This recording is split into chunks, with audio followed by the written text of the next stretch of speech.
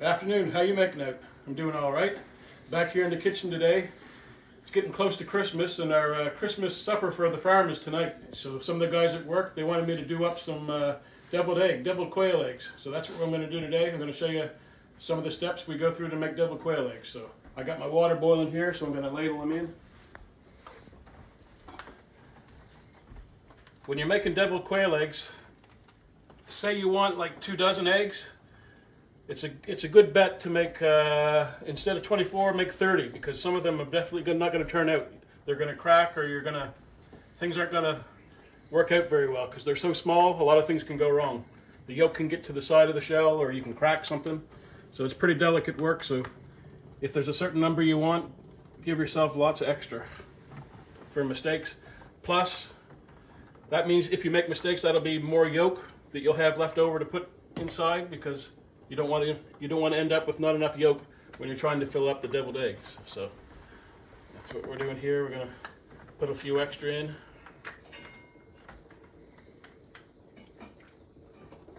None of them are floating, but all of them are good. There you can.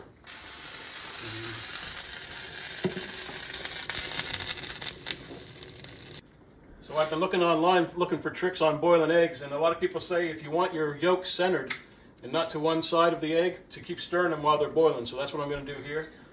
When you're making deviled eggs, you definitely don't want the yolk to one edge of the egg, because it makes it that much tougher to cut in half and to be able to put the deviled egg ingredient in after, once you put your Miracle Whip and whatever you're going to put in it.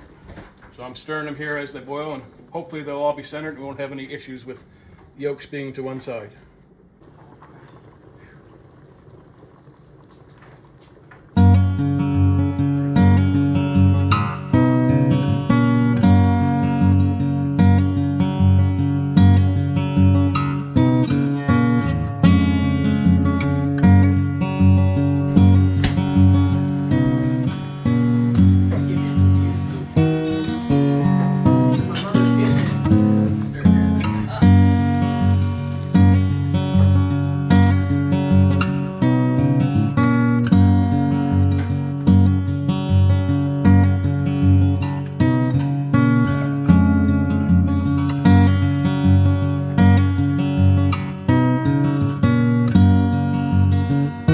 So I've got the quail eggs all boiled, and I've put them in a cold bath, and I've shook them up a bit to kind of crack them a little bit. So what I'm going to now is peel all these eggs and put them in this bowl, then we'll be ready to make the deviled eggs.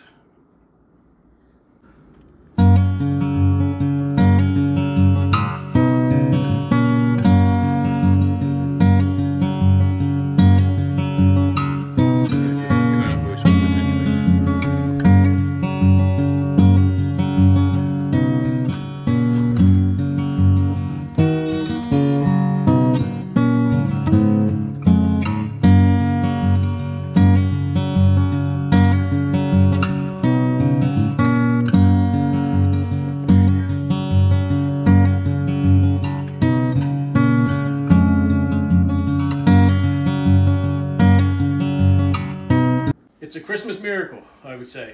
Of all the times that we've peeled quail eggs, it's never gone as easy as this. They're all perfect. We didn't have any problems with it sticking to the shell. And I believe the yolk is centered too. So I'm going to give full credit to whoever gave me that tip of stirring the eggs while they're boiling to get the yolk centered. So this is going to be fun, doing this up. Right on. Good. So here you are back. We're ready to start slicing in the quail eggs. So you can... If you go from top to bottom here, slice it down the middle. You have 2 yolks like that. And I find it easiest to get a little tiny spoon if you have one like that. So take it out and clean the edge there. Put it down like that. This spoon here is working perfect. And one thing I find on the knife here, you can see there's some residue there. If you don't want to get too messy, after each egg you go like that and just clean it off again so the yolk doesn't go everywhere. So that's what you do each time.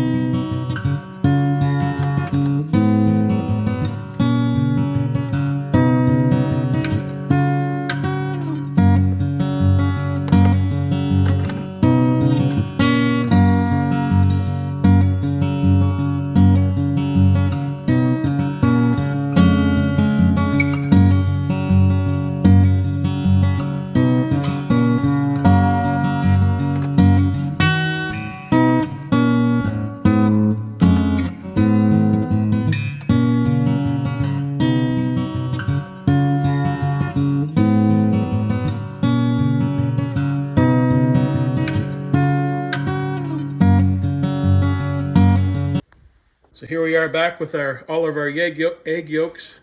They all look beautiful there. So now we're going to do the mixture. I'm going to show you all the different ingredients that I put in the mixture. First we have some Miracle Whip. Some people use mayonnaise, but I prefer Miracle Whip. It's got a little bit of more zesty flavor. And some mustard. A little bit of salt and pepper. And another thing that I like to put in that some people don't is relish. This was a little bit thicker relish, but we put it through the blender to make it finer because the relish has to be really fine to work with these small eggs. So this is a chopped up $1 million relish of my mother's.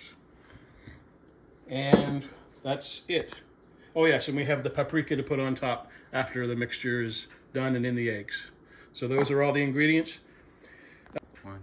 There's lots of recipes for doing deviled eggs, but when you're dealing with quail eggs, it makes the recipes not work so well. So I just go by feel. I don't like following recipes anyway, so I just add everything a little bit at a time until I think it tastes good, then I stop. Some of you people out there might not like that, but that's the way I like to do it.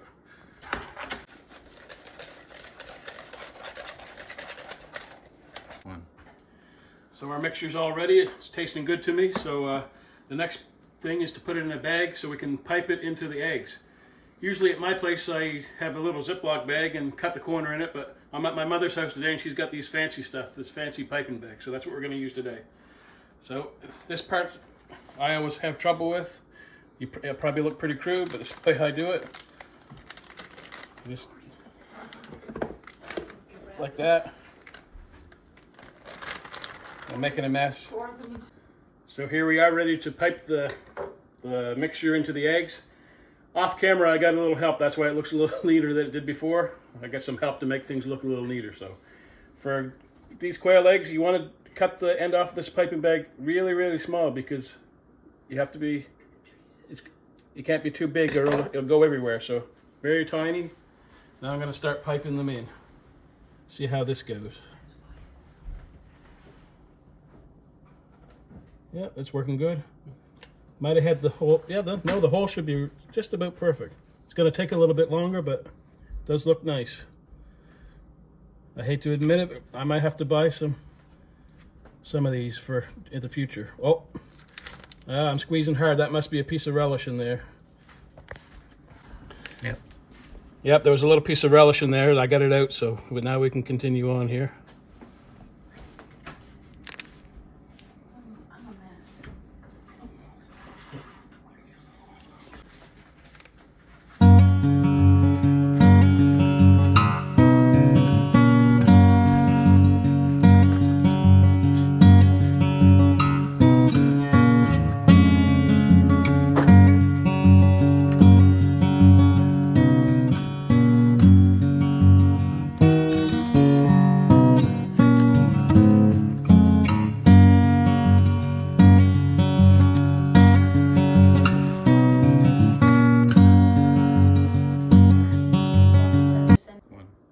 So here we are back. We've got them all done.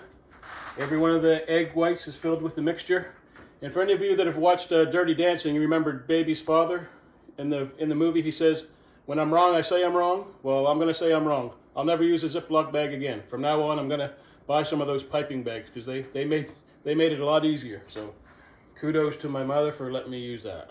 So here we go. We're going to put the finishing touches on it, putting the paprika on the top. So like that. Some people use taco seasoning and some people use, I like both. I think I probably prefer the taco seasoning, but the paprika is good too.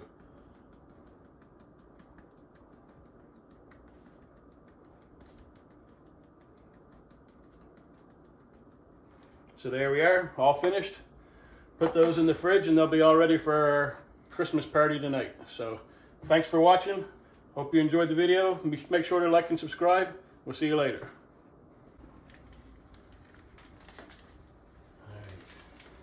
The air pockets of it, whatever. Use it like